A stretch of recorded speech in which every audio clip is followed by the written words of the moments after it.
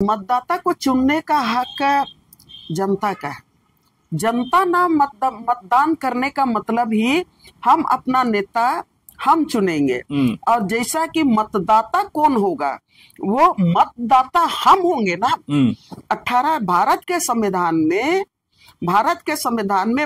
संविधान ने अधिकार दिया है बालिग और नाबालिग करके। और जब हम नाबालिग हैं, वो 17-18 साल से नीचे के हैं, उनको मतदान करने का अधिकार भारत के संविधान ने नहीं दिया। और भारत के संविधान ने जो 18 साल हो गया, उनको मतदान करने का, सरकार चुनने का अधिकार भारत के संविधान ने दिया है। तो सबके सामने सब अभी मीडिया में आ रहा है। ये अलग है कि बड़े जो चैनल है, गोदी मीडिया है, वो ये बात को बोल नहीं रहा है। कई मने विधायक एक ही मतलब ये से मने जीत के आए।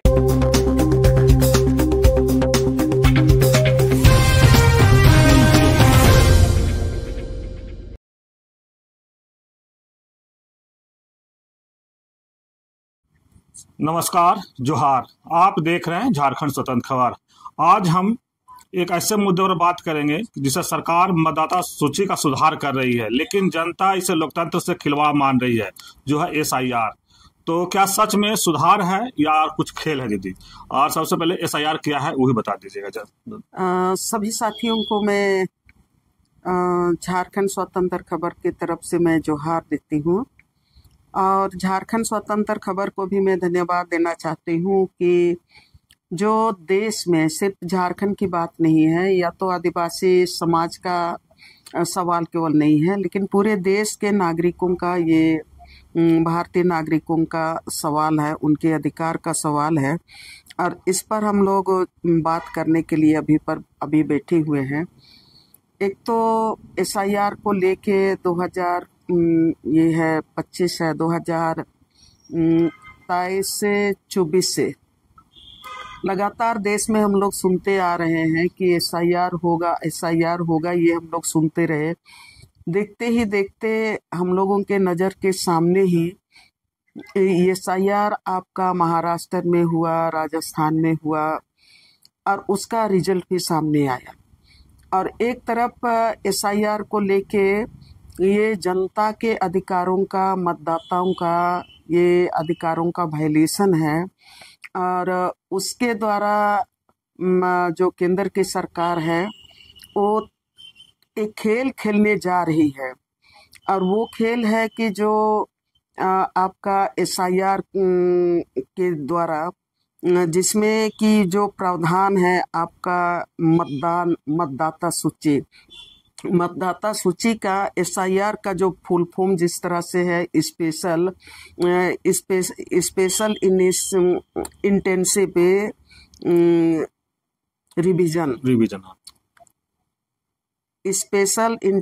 रिवीजन, हिंदी में विशेष गहन पुनरीक्षण मतदाता सूची का, विशेष गहन पुनरीक्षण माने जो मतदाता सूची है भारतीय नागरिकों का, उनका मतलब विशेष गहन आपका पुनरीक्षण होने की बात हम लोग पहले सुने और हुआ भी। और उसमें जो खेल हुआ, उसमें हम लोग महाराष्ट्र में भी देखे, हम लोग राजस्थान में भी देखे कि भारी संख्या में जो मतदाता सूची में, ये सूची का पुनरीक्षण के क्रम में जो तय किया गया है आपका चुनाव आयोग के द्वारा, और उसमें कई चीज़ों को मापदंड के रूप में रखा गया, कई कागजातों माने डॉक्यूमेंट को मापदंड के रूप में रखा गया। और जो मापदंड के आधार पर जो मतदाता अपने को ये प्रूफ नहीं कर पाया, मैं ये कहना चाहूँगी कि मतदाता अपने को प्रूफ नहीं कर पाया। जो मापदंड रखा गया था और उस मापदंड के लिए जो डॉक्यूमेंट मांगा गया, और उसके आधार पर, उस डॉक्यूमेंट के आधार पर आयोग के सामने वो अपने को ये घोषित नहीं कर पाया कि हम मतदाता सूची में हम हैं। ऐसा जो व्यवस्था अपनाया गया उसमें भारी संख्या में आपका मतदाताओं को डीलिस्टिंग का शब्द हम लोग खूब सुने हैं, खूब चर्चित है। पूरे देश में डीलिस्टिंग का ये चर्चित है। हम लोग अभी से नहीं, आपका 2021-22 से ही हम लोग डीलिस्टिंग शब्द को सुनते आ रहे हैं। और उस समय डीलिस्टिंग का जो शब्द हम लोग सुन रहे थे कि अलग करना, डीलिस्टिंग का मतलब लिस्ट से अलग करना। 21-22 में जो आपका इसके द्वारा वो ये क्या सब था जिसमें कि मुस्लिम समुदाय को अच्छा, एनआरसी और एनआरसी और सीएए और एनआरसी, उसमें भी कई डॉक्यूमेंट है, माने कि हम भारत का नागरिक है, ऑथेंटिक नागरिक है, उसके लिए ये प्रावधान कर रही थी मोदी सरकार उस समय भी कि इतना डॉक्यूमेंट आपको दिखाना पड़ेगा और उतना डॉक्यूमेंट आप दिखा पाएंगे सरकार के सामने तो आप ऑथेंटिक नागरिक आपको माना जाता। नहीं तो फिर अगर आपका ऑथेंटिक आपको नहीं प्रूव कर पाते अपने आप को कि हाँ ऑथेंटिक हम नागरिक हैं सीएए के तहत और एनआरसी में जो वेरिफिकेशन होता उसके तहत, तो जो जिसको मतलब जो अपने को वेरिफिकेशन में प्रूफ नहीं कर पाता उनका डीलिस्टिंग होता है। तो डीलिस्टिंग शब्द उस समय से हम लोग सुनते आ रहे हैं। और उसके बाद फिर अभी हम लोग जो डीलिस्टिंग की बात आती है तो छत्तीसगढ़ में मैंने आदिवासी समाज में ये सामने खूब आया 2 साल पहले कि डीलिस्टिंग होगा तो किनका डीलिस्टिंग होगा। तो ये समाज ये सामने आ रहा था सवाल कि जो आदिवासी ने ईसाई धर्म को स्वीकार कर लिए हैं, उन्हें धर्मांतरित कर लिए हैं, उनको डीलिस्टिंग करने के लिए खूब मांग उठ रहा था। अभी भी झारखंड में कई लोग इस बात को उठा रहे हैं। छत्तीसगढ़ के बाद अभी झारखंड में ये खूब डीलिस्टिंग का शब्द हम लोग सुन रहे हैं। सबके जो आदिवासी समाज को नहीं समझ पा रहे हैं, आदिवासियत को नहीं समझ पा रहे हैं और आदिवासियों की एकता को नहीं समझ पा रहे हैं। और बहुत सारे लोग हैं जो समझते हुए आदिवासी समाज को तोड़ने के लिए जो हथकंडा अपनाया गया है और उस हथकंडा के तहत में अभी जो आदिवासी समाज में जो क्रिश्चियन धर्म को स्वीकार किए हैं उनके लिए यूज हो रहा है ये शब्द कि जो धर्मांतरित आदिवासी हैं, ईसाई हैं, उन लोगों को का डीलिस्टिंग होगा। तो ये डीलिस्टिंग खूब मने चला हुआ है।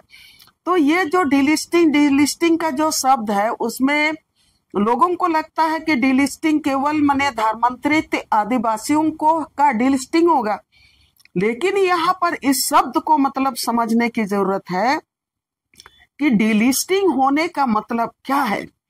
लोग मतलब डीलिस्टिंग को लेके लोग हवा मचाए हुए हैं। तो मैं ये जो मतलब विशेष आपका गहन मतदाता सूची का जो पुनरीक्षण होगा उसमें ये डीलिस्टिंग होने जा रहा है। और ये डीलिस्टिंग सिर्फ धर्मांतरित ईसाइयों का नहीं होगा और ये जो आपका सीएए या तो एनआरसी में जो आपका अल्पसंख्यक समुदाय है ना, जिसको शुरू में ये कहा जा रहा था कि घुसपैठिये के नाम से घुसपैठियों को प्रूफ करने के लिए सीएए और एनआरसी के तहत में वेरिफिकेशन होगा अल्पसंख्यक समुदाय का, मुस्लिम समुदाय का, और जो उसमें मैंने प्रूफ नहीं हो पाएंगे वो डिलिस्टिंग होंगे।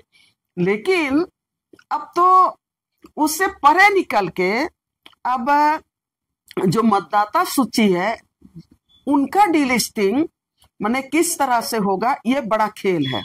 और उसके लिए मैं जो विपक्ष के केंद्र में जो विपक्ष की भूमिका में है और विपक्ष की भूमिका में जितने भी राजनीतिक पार्टियां हैं और जो विपक्ष का जो आपका अगुआ जिनको चुन के रखा है राहुल गांधी जी को, ये लगातार उनके नेतृत्व में पूरा देश एसआईआर के खिलाफ में वो अपना क्या बोलते हैं सवाल उठाते रहा।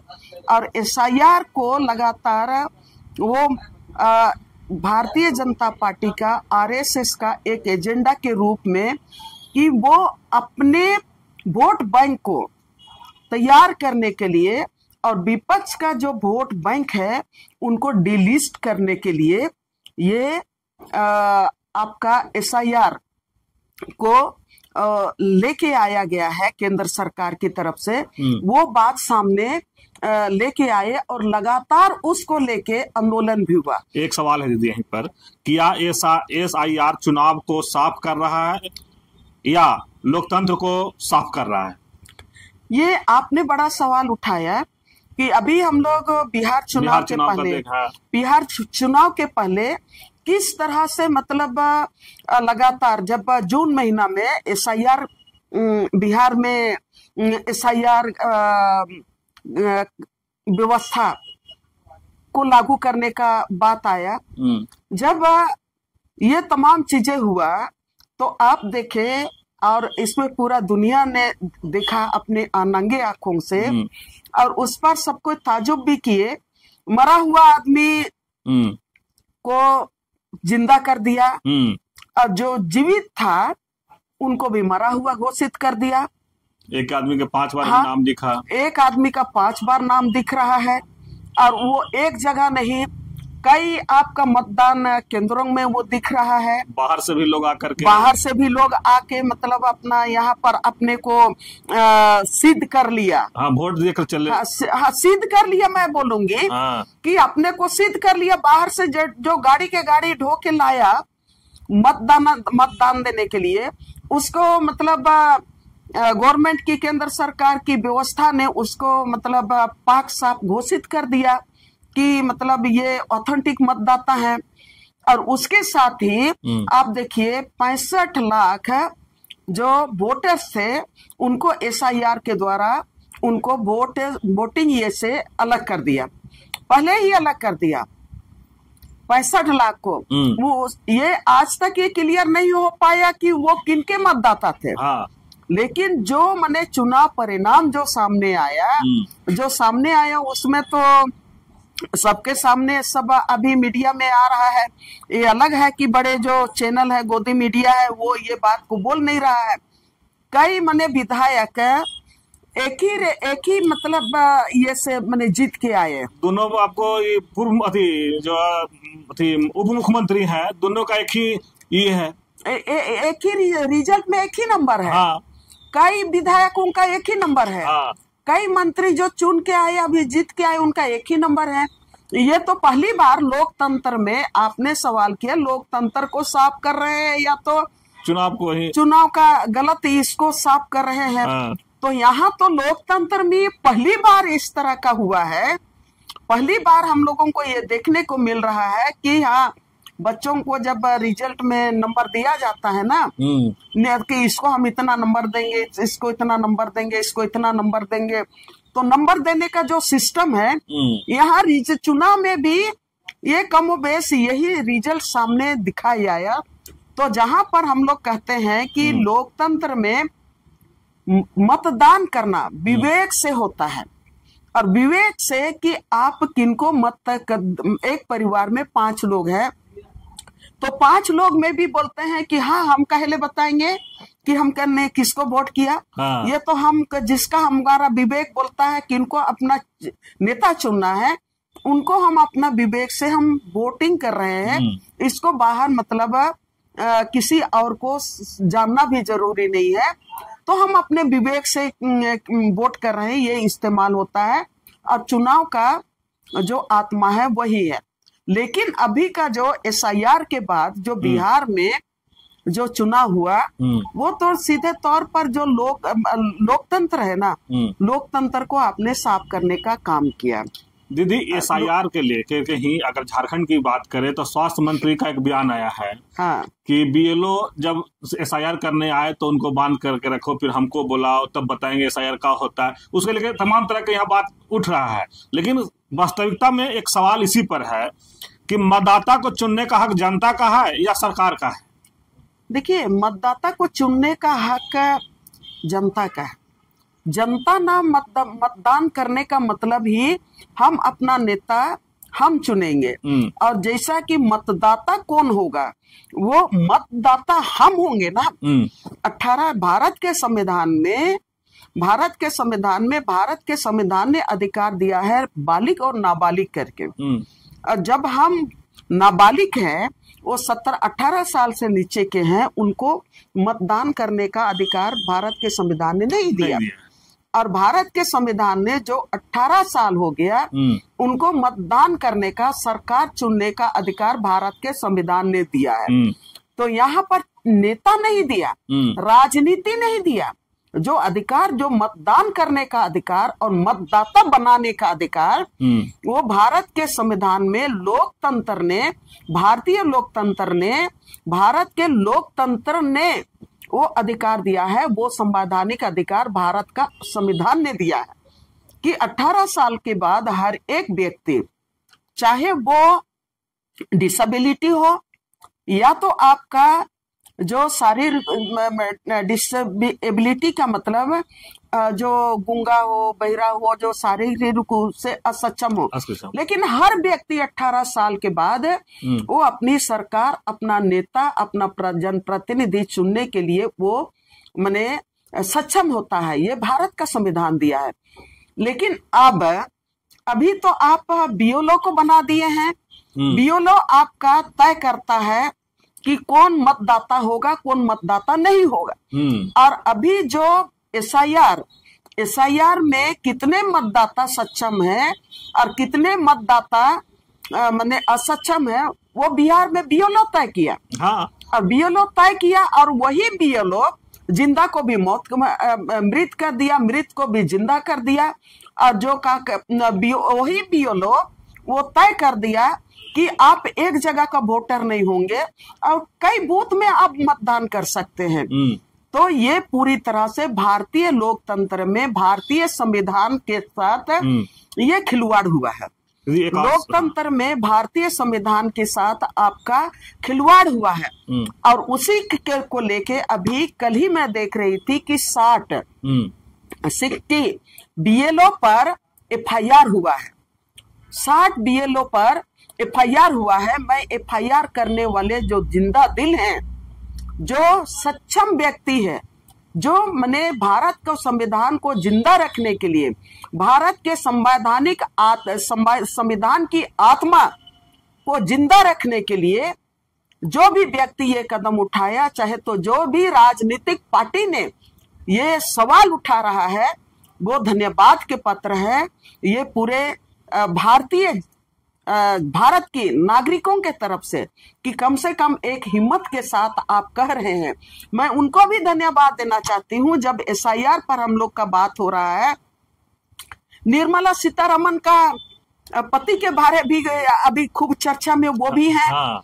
चर्चा तो होनी चाहिए निर्मला सीतारमण का कि हमारा देश का वित्त मंत्री है, लेकिन उसके पति को हम लोग धन्यवाद देते हैं कि उन्होंने भी SIR पर उन्होंने सवाल उठाए और किस तरह से गड़बड़ियां हो रही है उस पर उन्होंने चिंता जताई है।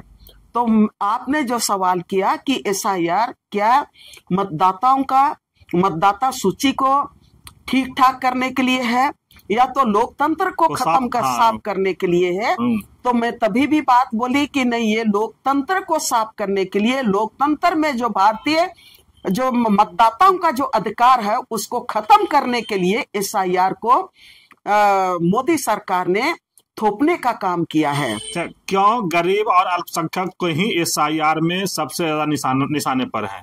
देखिए, गरीब और अल्पसंख्यक इसलिए हैं कि अभी जो झारखंड के लोगों से मैं ये बात करना चाहूंगी और मैं बहुत चिंतित हूँ इस बात को लेके। अभी जिस तरह से बड़े बड़े चैनल मैंने जो स्वतंत्र जो चैनल है, यूट्यूबर है, उन लोगों को आप देखेंगे तो ये समझ में आएगा लोगों को। उन लोगों को भी देखना चाहिए जो आप जैसे लोगों को हम लोग देखते ही हैं, हम लोग अपनी बात बोलते ही हैं। उसके साथ और मैंने पूरे देश में, पूरे भारत में जो भारत के लोकतंत्र का जो समीक्षा कर रहे हैं, उन लोगों को भी कभी कभी देखना चाहिए, सुनना चाहिए। अभी मैं खासे चिंतित रहती हूँ कि जब जब मतलब भारतीय नागरिकों के अधिकारों को मैंने संकुचित करने का रहता है, उनको उनके ऊपर में उन अधिकारों को कम करने का रहता है, या तो उसके साथ खिलवाड़ करने का रहता है, तो हमेशा कुछ ना कुछ इस देश में बड़ा घटना घटता है। चाहे तो बम ब्लास्ट होता है, चाहे तो आतंकवादियों का को होता है, या तो कुछ और होता है, लेकिन होता है। अभी भी दिल्ली में हुआ, इधर एसआईआर को लेके लोग लड़ते रहे कि चुनाव में ये चीज हो सकता है, वो चीज हो सकता है, तो बम ब्लास्ट हुआ। मुद्दा भटकाने का सबसे बड़ा हथियार होता है। तो झारखंड में अभी हम लोग देख रहे हैं कि लगातार लोकसभा चुनाव के पहले भी यही खेल हो रहा था। यहाँ पर आदिवासी समाज में हो रहा था, यहाँ पर मुस्लिम समाज के ऊपर में हो रहा था। अब एक तरफ सरना और आदिवासी करके आप यहाँ आदिवासियों की एकता को और लोकतंत्र की आत्मा जो संगठित लोकतंत्र पर, संगठित जनतंत्र पर जो मैंने टिका हुआ है, उसको आप बिखेरना का काम, उसको तोड़ने के लिए आप यहाँ पर क्रिश्चियन और नॉन क्रिश्चियन लिस्टिंग और डीलिस्टिंग के नाम पर आप लगातार सवाल उठाते रहे। उसके बाद फिर अभी आप सवाल उठाने अभी जाएंगे, अभी आप झारखंड में ये समाज वर्सेस वो समाज। निश्चित रूप से मैं ये कहना चाहूंगी कि अधिकार सभी समाज को दिया है भारतीय संविधान में। आपका आदिवासी समाज को, मूलवासी समाज को, दलित को, ओबीसी को, सबको दिया है। लेकिन जो भी यहाँ पर आप बीज डालने का काम किया, जातीय जो आप विवाद, आपके थाली से हम चुरा ले, हमारे थाली से आप चुराने, ये तमाम चीजें आप कहीं ना कहीं भारतीय जनता पार्टी समाज को की जो एकता है, आदिवासी मूलवासी समाज की जो एकता है, जो अखंडता है, और जिनके बदौलत झारखंड अलग राज्य की लड़ाई हम लोगों ने लड़ा, जिनके बदौलत आज हम लोग भी झारखंड में विविधता और एकता की बात करते हैं, वहां पर आज सामाजिक विद्वेष फैलाने का काम निश्चित रूप से भारतीय जनता पार्टी और आरएसएस जैसे जो लोग हैं उन लोगों का देन है। और उसके साथ ही जिस तरह से समाज में अभी आदिवासी वर्सेस कुर्मी के नाम पर जो संघर्ष चल रहा है, और यहाँ पर हमारे लोग डीलिस्टिंग पर बात नहीं कर रहे, एसआईआर पर बात नहीं करने जा रहे हैं। एसआईआर अब झारखंड में होने वाला है, और एसआईआर झारखंड में जब होगा तो उसका तैयारी यहाँ के आदिवासियों को, यहाँ के मूलवासियों को, यहाँ के एक एक मतदाता जो झारखंड के मतदाता हैं, चाहे वो जिस भी समुदाय से हैं, ओबीसी से हैं, दलित से हैं, किसान समुदाय से हैं, आदिवासी समुदाय से हैं, पिछड़ा से है, अति पिछड़ा से हैं, सब मतदाताओं को अभी एसआईआर जो होने जा रहा है उस पर कंसंट्रेट करना चाहिए और तैयारी करना चाहिए। हर एक समाज के अगुओं को इस पर कंसंट्रेट करना चाहिए, इसलिए कि अभी बिहार में हो चुका, लोगों ने देखा, पूरा देश दुनिया ने देखा और उसका रिजल्ट भी देखे। अब झारखंड में एसआईआर होने जाएगा, और झारखंड में जब एसआईआर होगा तो हम जमीनी स्तर पर अपने लोगों को कितना तैयार किए हैं। हम अपने लोगों को, जैसा कि यहाँ पर हमारे जो बहुत सारे रिटायर्ड साथी लोग चिंतित हैं बहुत सारे साथी लोग अपना शेयर करना शुरू कर दिए हैं, जिनमें अभी ये कहा जा रहा है कि जो 2003 में जो मतदाता सूची में जो लोग थे, आपके उस मतदाता सूची के आधार पर आप SIR में अभी आप अपने को प्रूव करेंगे। तो बहुत सारे लोग जो 2003 में बहुत सारे मतदाता झारखंड के, जो यहाँ के आदिवासी भी कहेंगे, मूलवासी भी कहेंगे, चाहे तो दलित भी बोलेंगे, जिस भी समुदाय का जो नौकरी करने वाला था बाहर नौकरी कर रहा था, बाहर नौकरी में था, वो माने दूसरे राज्य में वो माने सेवा दे रहा था देश का। अब वो लोग वापस आ गए हैं रिटायरमेंट के बाद। अब वो लोग अपना दौड़ लगा रहे हैं, बोल रहे हैं कि हम डिलिस्ट हो जाएंगे, डिलिस्ट हो जाएंगे।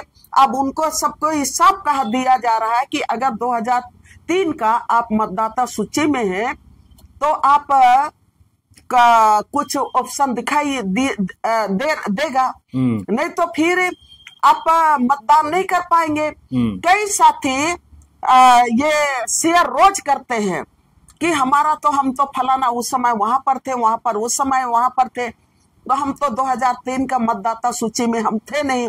अब यहाँ पर जो कागजात जो मैंने सामने देना है अपने को प्रूव करने के लिए कि हम मतदाता हैं, हम झारखंड का मतदाता हैं, हम यहाँ का डोमिसाइल हैं, हम यहाँ का खतियानी है, वो प्रूव करने के लिए अब क्या क्या कागजात लगेगा।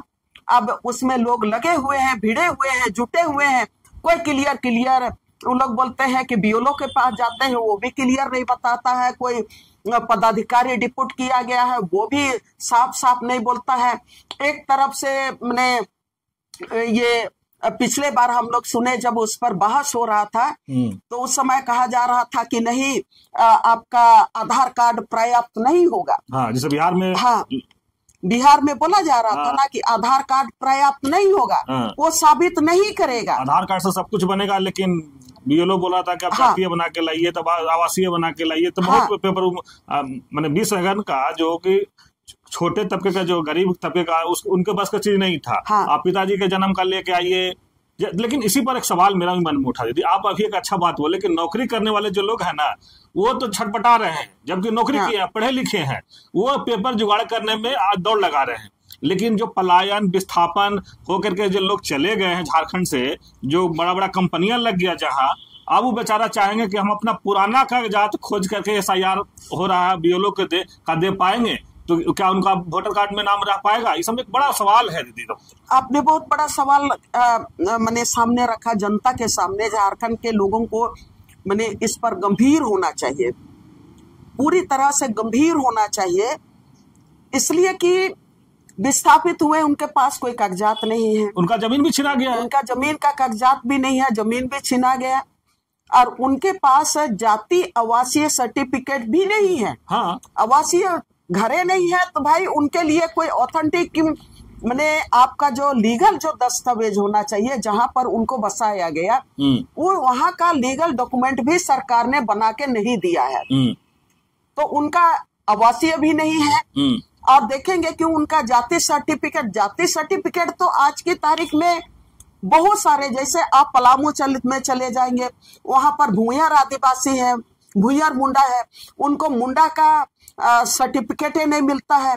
आप चले जाइए अभी लोहरा और लोहार के नाम पर, मतलब जाति प्रमाण पत्र बनाने के लिए गांव के जो लोहरा समाज जो गांव में रहता है, जो फल पजाता है, जो दौली बनाता है, जो हमारा क्या बोलते हैं खुरपी बनाता है, उन लोगों का, बच्चा लोगों का, उनका सर्टिफिकेट, जाति सर्टिफिकेट बनता ही नहीं है, और सरकार उनमें उसमें सफल नहीं हो रही है। आज का बात नहीं है, कितने सालों से ये विवाद चल रहा है, लेकिन ये विवाद आज तक वहां के जो लोहरा समाज है ना, उन लोहरा समाज को न्याय नहीं दे पाया। और आज की तारीख में जब हम SIR की बात करेंगे, तो आप जाति प्रमाण पत्र वो समाज कहाँ से लेके आएगा? विस्थापित अपना जमीन का कागजात कहाँ से लेके आएंगे? और आपका जाति प्रमाण पत्र वो कहाँ से लेके आएंगे? और उसके साथ ही आप देखिएगा, अभी हम लोग 2012-14 के बाद लगातार हम लोग बोल रहे हैं, हल्ला कर रहे हैं, धरना दे रहे हैं, प्रदर्शन कर रहे हैं।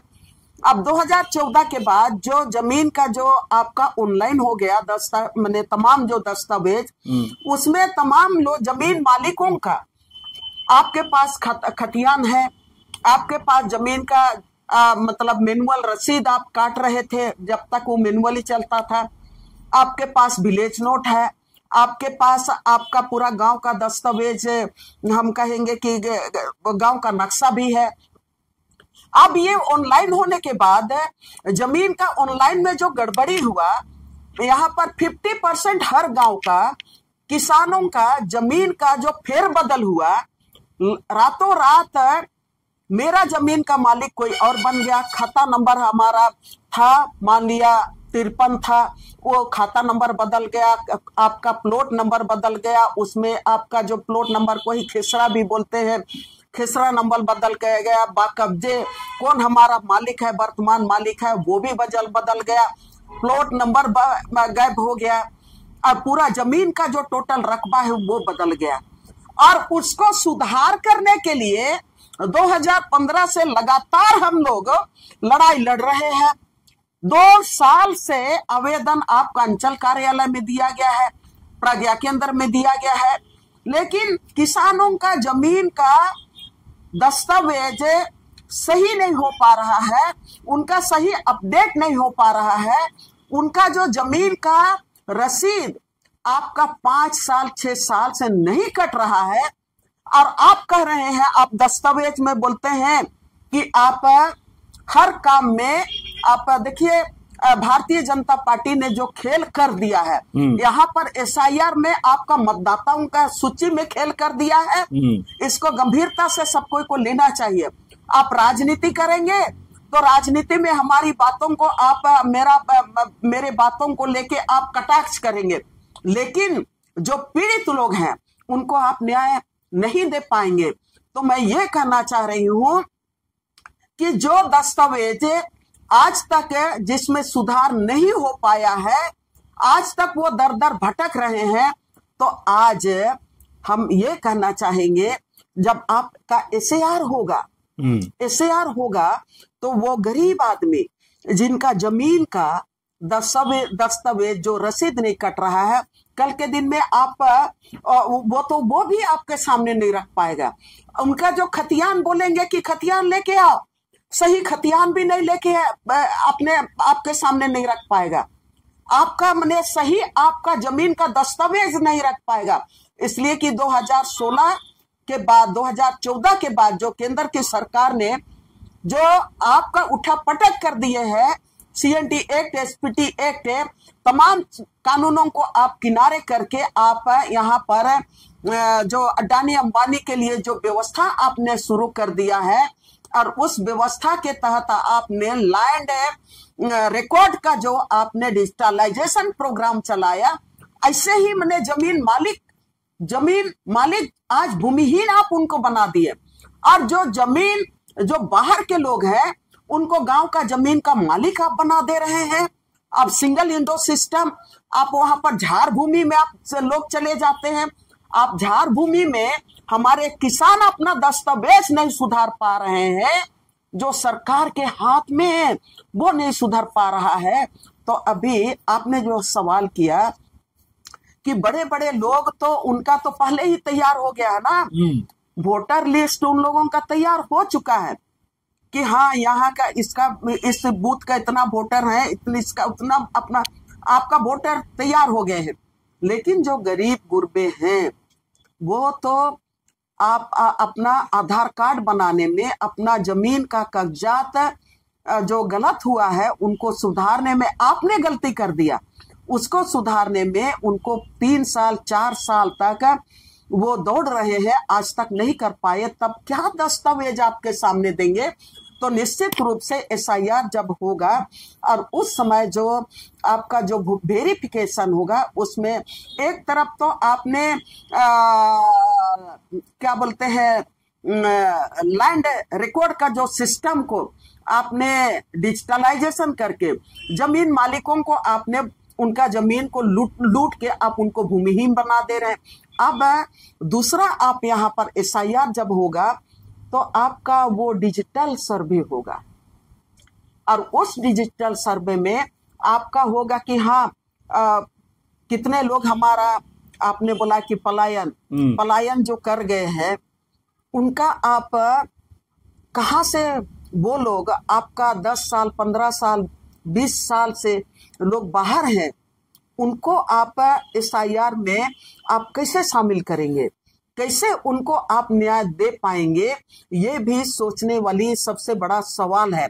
और इसके साथ ही मैं ये भी कहूंगी कि आपने जो सवाल उठाया, बड़ा सवाल उठाया, जो विस्थापित है उनको आप कैसे न्याय दे पाएंगे, जो पलायन कर गए हैं उनको आप किस तरह से न्याय दे पाएंगे, जिनको आप, जिनका जमीन उनके हाथ से आज की तारीख में छीना गया, उनको आप किस तरह से न्याय दे पाएंगे, तब वो तो ऐसे डिलिस्ट हो जाएंगे। तो मैं ये बार डिलिस्ट की बात कर रही हूँ कि आज तक तो हम लोग मतलब डिलिस्टिंग को खेल शब्द में हम लोग समाज को गुमराह कर रहे थे, लेकिन अभी जो एसआईआर होगा और उस एसआईआर में जो डिलिस्टिंग होगा वो पूरे समाज को, इसमें हम लोगों को एक साथ खड़ा होना चाहिए कि आज जो हमारे जो नेता माननीय राहुल गांधी के नेतृत्व में सारे लोग बोल रहे थे कि मैंने डिलिस्टिंग का मतलब वोट चोरी करना। वोट चोरी करना पर एक सवाल आप ले लीजिए, इसी से जुड़ा हुआ है। क्या एसआईआर विपक्षी वोटरों को चुपचाप बाहर करने का नया तरीका ढूंढा है का? जो आप सवाल कर रहे हैं वही सवाल यहाँ पर है कि जो आपका विपक्ष का जो नेता है माननीय राहुल गांधी के नेतृत्व में पूरा विपक्ष 3 साल से लगातार वो आंदोलन कर रहा है और मांग कर रहा है कि एसआईआर नहीं होना चाहिए, ये पहले मांग किया था, लेकिन सरकार के अंदर, सरकार उसमें आप जो बोले कि अपना जो वोटर्स हैं उनको एक तरफ वो नए तरीके से उनको लिस्टेड कर रहा है, नए तरीके से उनका लिस्टेड कर रहा है, और जो माने विपक्ष के जो वोटर्स हैं उनको वो डिलिस्टेड कर रहा है। एसआईआर का खेल तो वही है, इसीलिए उनको वोट चोर, और ये जो वोट चोर आप जो माने विपक्ष के जो वोटर्स हैं उसको आप सीधे डिलिस्ट कर दे रहे हैं, सीधे उनको जो जिंदा है उनको भी आप मृत घोषित कर दे रहे हैं, और जो मृत है उनको भी आप अपना नया लिस्ट में आप शामिल कर दे रहे हैं, और बीएलओ को उसके लिए पूरा जिम्मेवारी। अभी तक तो हम लोग देखे थे कि जमीन जायदाद का जो अधिकार मतलब झारखंड में भी दिया था ना, डीसी को दिया था, और डीसी भी बहुत खेल किया जमीन को लेके।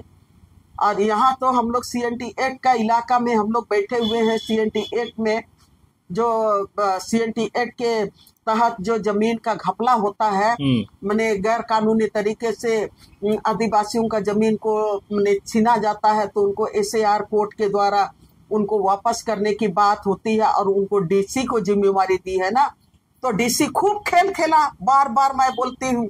अभी तो आप डीसी के साथ आप जमीन जायदाद का तमाम आप मालिक बना दिए हैं डीसी को, आप दूसरी तरफ आप मतदाताओं का आप मैं बाप बना दिए हैं बीएलओ को। अब बीएलओ तय करेगा कि आप कौन मतदाता आप मतदाता रहेंगे और कौन मतदाता को आप मतदाता सूची से हटाएंगे। आप तमाम अधिकार आपने बीएलओ को दे दिया। ये पूरी तरह से ये देश के लोकतंत्र के ऊपर में हमला है। देश के जो लोकतंत्र का जो आत्मा है उसके साथ वो खेल हो रहा है।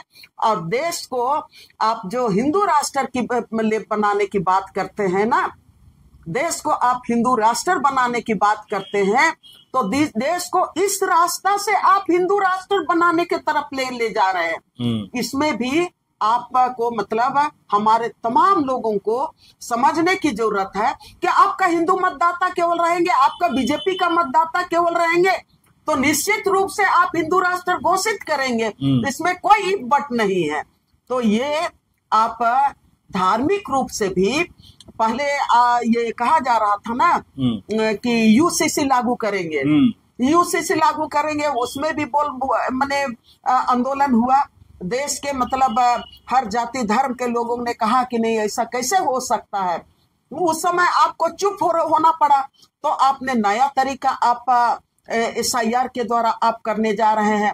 आपका एक वोटर्स रहेगा, आपका विपक्ष रहेगा ही नहीं इस देश में। तो आप विपक्ष नहीं रहेगा तो विपक्ष के जो माने हर जाति धर्म के जो लोग मानने वाले लोग हैं, जो कहता है कि विविधता में एकता की संस्कृति और विविधता में एकता का आत्मा जो इस देश में वास करता है, तो आप तो उसको अपना ही वोटर रहेंगे, तो निश्चित रूप से आप हिंदू राष्ट्र की तरफ आप लेके जाएंगे।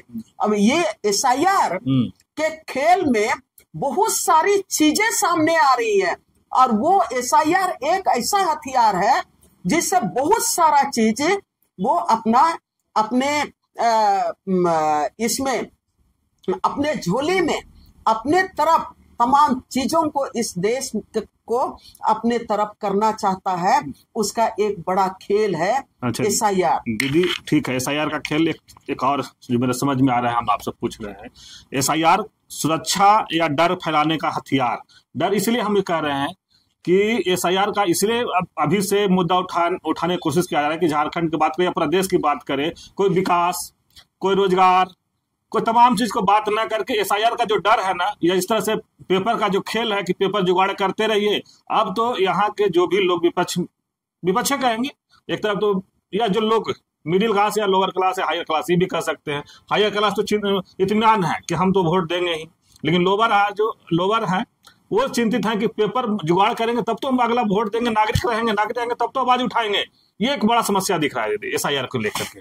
देखिए, आपने जो सवाल किया वो बड़ा सवाल है कि अब देखिए, ये जो केंद्र की सरकार है ना, मोदी सरकार, अमित शाह की सरकार, 2014 के बाद वो हमेशा पूरा 2014 से आज तक का रिकॉर्ड है।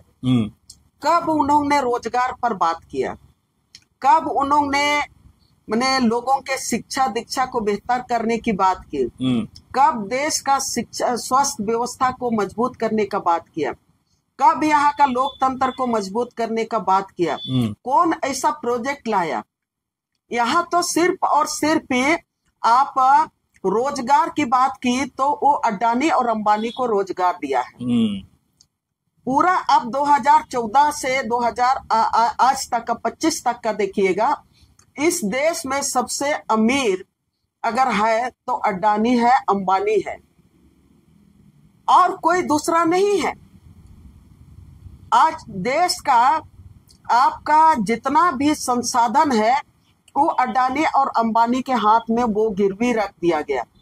तो जब एक आदमी को आप उठाने में लगे हैं और वो आपका वहीं से आपका आर्थिक स्रोत है, जो आपका राजनीतिक स्रोत भी, आपका ताकत भी आपका वही है, इसलिए कि कई चीजें जो कंपनियां रातों रात आप उन लोगों के नाम से आप देश में खड़ा कर रहे हैं, और देश का तमाम जो रोजगार के जो अवसर है आपका, वो जो रातों रात अडानी और अंबानी के नाम पर हर व्यवस्था, जितना भी आपका सुविधा या तो जितना भी योजनाएं आप जो देश को देना जा रहे हैं, देश की जनता के लिए आप कर रहे हैं, हर व्यवस्था तो हर चीज, हर काम आप अडानी और अंबानी के एजेंसी को ही आप दे रहे हैं।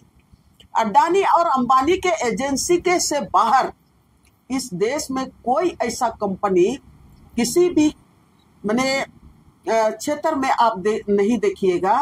आज पानी का आज नगर निगम से देखिए ना, नगर निगम का सारा पानी का व्यवस्था, लेटरिन का व्यवस्था, यहाँ का स्वास्थ्य का व्यवस्था, यहाँ का हर व्यवस्था नगर निगम कभी कंपनी के हाथ में ही है।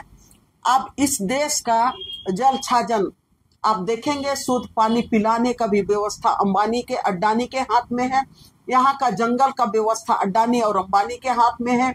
यहाँ का कृषि व्यवस्था अडानी और अंबानी के हाथ में है। यहाँ का आपका भोजन, माने नागरिकों को, देश के नागरिकों को भोजन मैंने मुहैया कराने का व्यवस्था अडानी और अंबानी के हाथ में है। यहाँ का शिक्षा व्यवस्था अडानी और अंबानी के हाथ में है। यहाँ का हर व्यवस्था आपका जो मनुष्य के जिंदगी में जो जरूरत है एक मनुष्य को और सरकार की तमाम योजनाएं है वो अडानी और अंबानी को। तो यहाँ पर तो आप डिसेंट्रलाइजेशन अब कहाँ होने दिया? आप तो सारा चीजें आप अडानी और अंबानी के हाथ में केंद्रित कर दिए। तो आपने ये जो सवाल किया कि रोजगार की बात आपने की, तो ये तो शुरू से ही उसी लाइन में चल रहा है कि देश के लोग रोजगार पर नहीं बात करें, रोजगार का ना बात करें, आवाज ना उठाए। शिक्षा व्यवस्था कैसा है हमारा उस पर आवाज ना उठाए। हमारे युवा बेरोजगार है उस पर आवाज ना उठाए। हमारा ये देश किस तरह से किसानों की स्थिति यहाँ बदतर होते जा रही है उस पर लोग सवाल न उठाए। और यहाँ का तमाम हर व्यवस्था ये पूरी तरह से एक दो आदमी के हाथ में है, अडानी और अंबानी के हाथ में। तो यहाँ ना तो शिक्षा व्यवस्था को ठीक करने के लिए आप यहाँ पर कोई दूसरे संस्थानों को आप यहाँ पर आगे आने दिए हैं। तो आज आपने जो ये किया कि डर तो भाई पहले से ही लोगों को है। और मैं तभी से मैंने ये बात कर रही हूँ कि यहाँ पर लोगों को उलझा के रखा है। जो उलझा के रखा है तो कि इसलिए उलझा के रखा है, डर पैदा शुरू से ही कर दिया है। पहले हम लोगों का कोरोना से डर था, उसके बाद से अब हम लोगों का डर हो गया है। हम लोगों का ये वन नेशन वन लॉ के नाम पर हम लोग जो किसान हुआ है, आदिवासी हैं, वो डर उनमें समा गया है कि हमारा जमीन आपने लैंड डिजिटलाइजेशन प्रोग्राम में आपने छीन लिया। उसके पहले यूसीसी के नाम पर आपने डर अल्पसंख्यकों के ऊपर में आपने डर भय समा दिया। आपने उसके पहले आपने एनआरसी और सीएए के नाम से डर आपने डाल दिया। उसके बाद अब लोग कहाँ से मतलब अपने जिंदगी के जो बड़े सवाल हैं, जो बुनियादी सवाल हैं, उन सवालों पर तो आप कभी चिंता करने का अवसर ही नहीं दे रहे हैं। सिर्फ और सिर्फ देश की जनता पर आप डर और डर भय को पैदा कर दे रहे हैं। तो आपने जो सवाल किया कि एसआईआर अभी तो क्या डर बन गया है या तो मतलब लोग को मुद्दा से भटकाना का एक बड़ा हथियार हो गया। ये दोनों चीज है। अभी तो सब कोई जो सारे लोग उसमें चिंतित है, हम लोग खुद भी चिंतित है भाई। हम एसआईआर की बात कर शुरू में आ रहा था, हमारा अपना माँ बाप का जन्मदिन जन्म का कागजात है। हमारे माँ बाप तो अनपढ़ थे, हमारे उनके दादा दादू भी, हमारे नाना नानी भी अनपढ़ थे। तो नाना नानी हमारा माँ बाप का रिकॉर्ड नहीं रखा।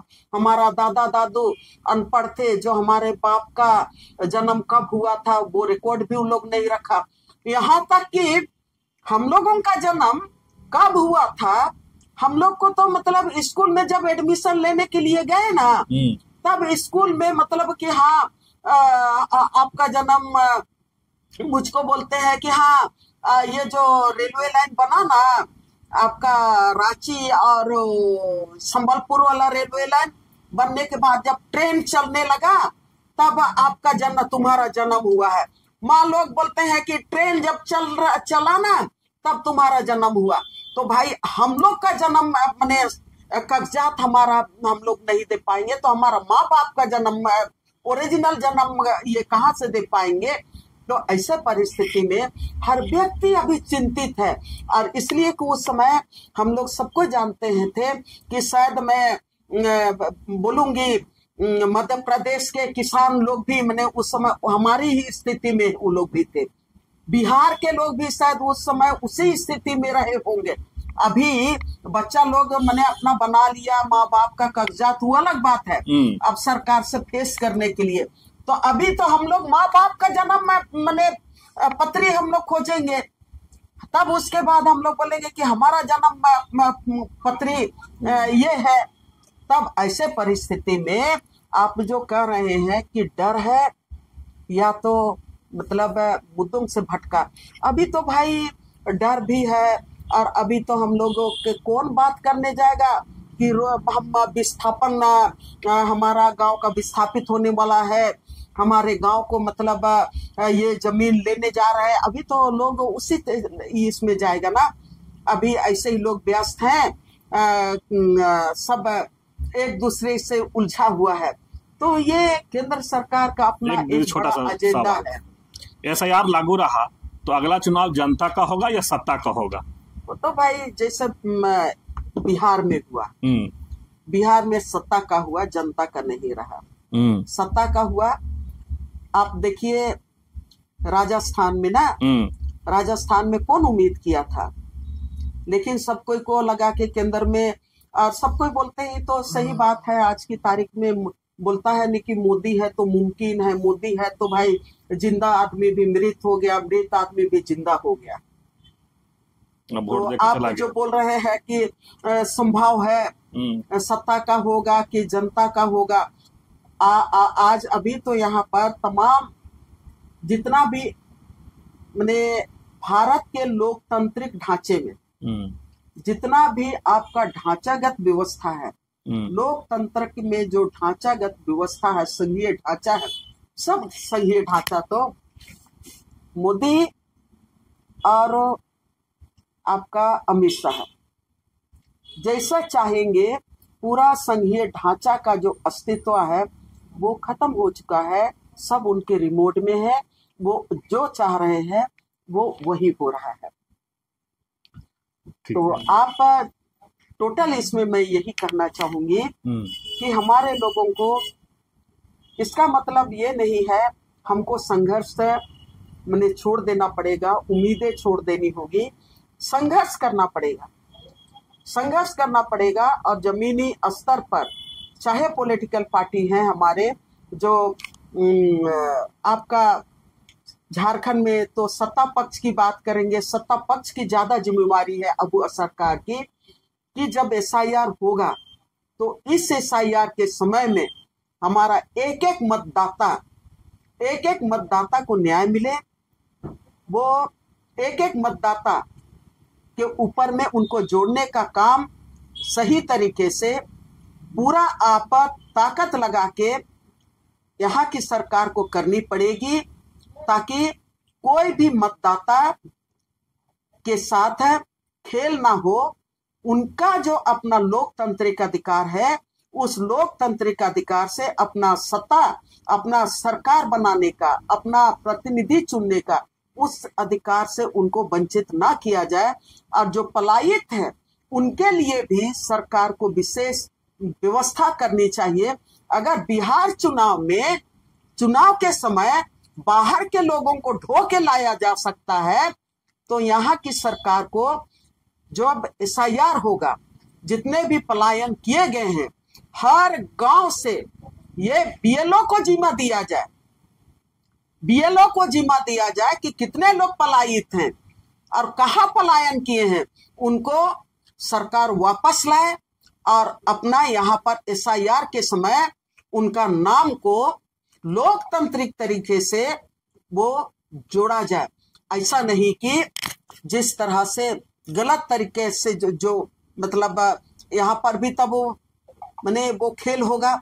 लेकिन मैं जहां तक जानती हूँ कि मोदी के सामने और जो चाहे तो राज्य में हम सत्ता में हैं, लेकिन यहाँ पर वो विपक्ष है, केंद्र से तो चाबी उन्हीं के पास है, जैसा आप चाहेंगे वैसा आप चला लेंगे।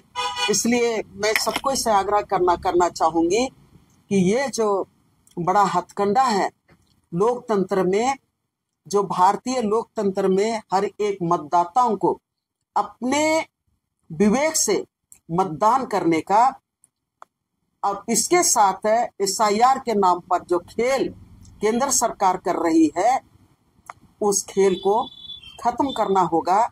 और उसको रोकने के लिए एक एक गांव से लेके एक एक जागरूक जनता, उनको इसको लेके अभी हम लोगों को बाकी मुद्दों को कौन किसको डिलिस्ट करेगा वो बात की बात है।